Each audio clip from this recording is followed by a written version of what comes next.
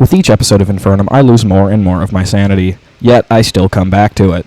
Why do I do this? Science may never know the answer.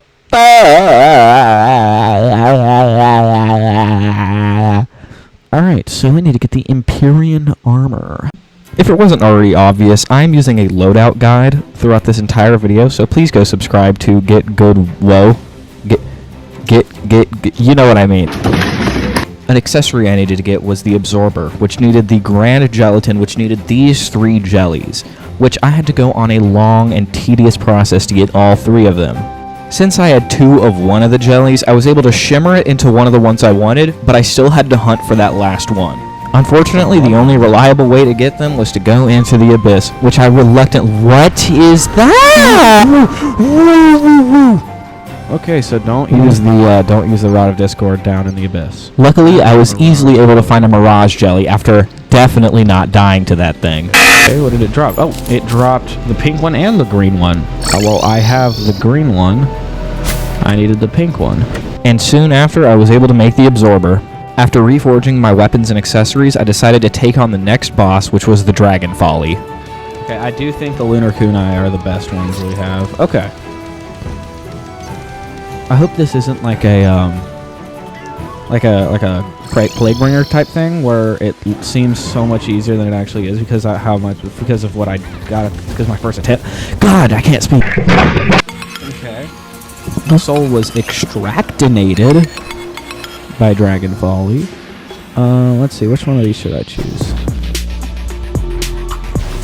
What in the world? What? What was that? I then realized that I needed to gather up some Exodium clusters and some more Luminite, and then I also needed to rig up some heart statues in my arena.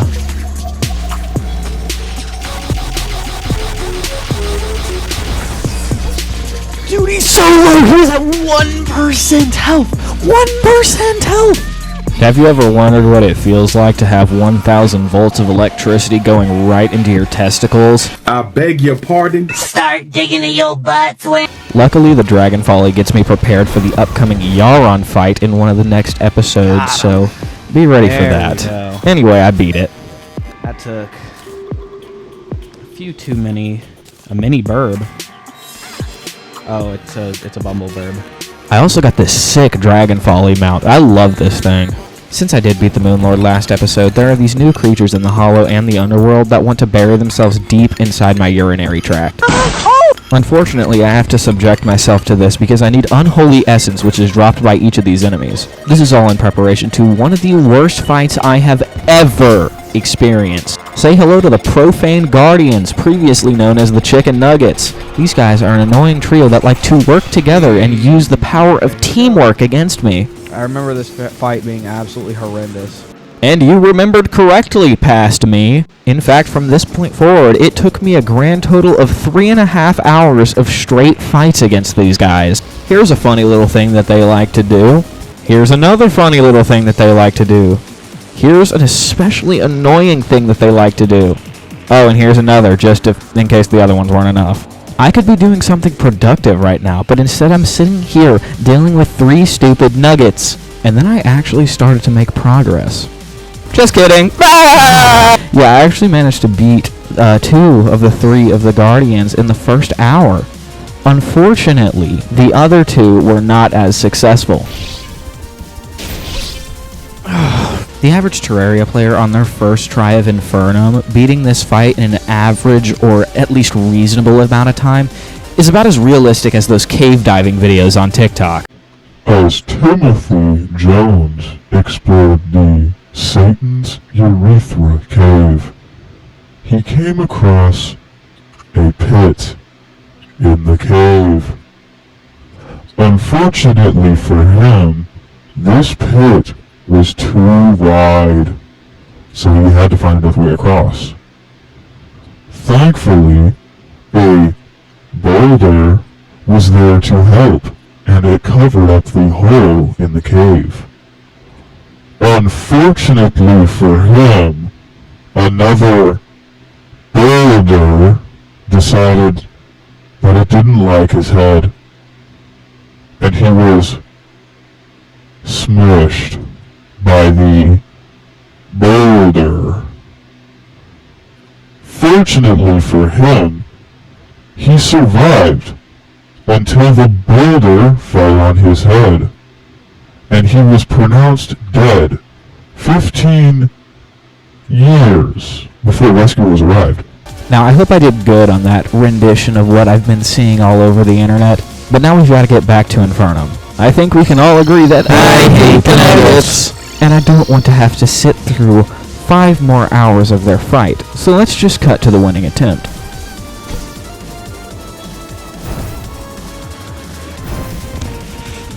No way! No way, no way, no way, no way, no way. Yes! Yes! Yes! Oh my god! Yes! Oh, I beat him! Oh, I beat him! I beat him! I beat him! I beat him! I beat him! I beat him! Oh, that was amazing. Unfortunately, the pain is not over. At least this pain is a little more fun. That came out wrong. No, wait, no! It's time for one of my favorite, if not my favorite boss in this mod. Not just in Infernum, but in Calamity too. Infernum does make it better though. Because of its music sync in the fight, it just makes it so satisfying to play. Of course, I'm talking about Providence. Why else would I be standing at the entrance to this dungeon that she has thankfully set out right in front of me? Providence is a big, rocky mummy. I'm cutting that out of the video. Excuse me, what the actual fuck? Providence is a big, rocky goddess, also known as the profaned goddess. Now, I'm not sure what any of this has to do with profanity, but it's cool, so I'm not going to question it.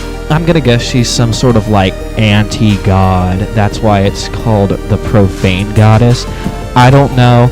I need to read up on the Calamity lore because I love this mod so much. Anyway, it looks like we're here in the boss room, so let's get to the fight. The music starts with this fireball attack as the music builds up to the drop.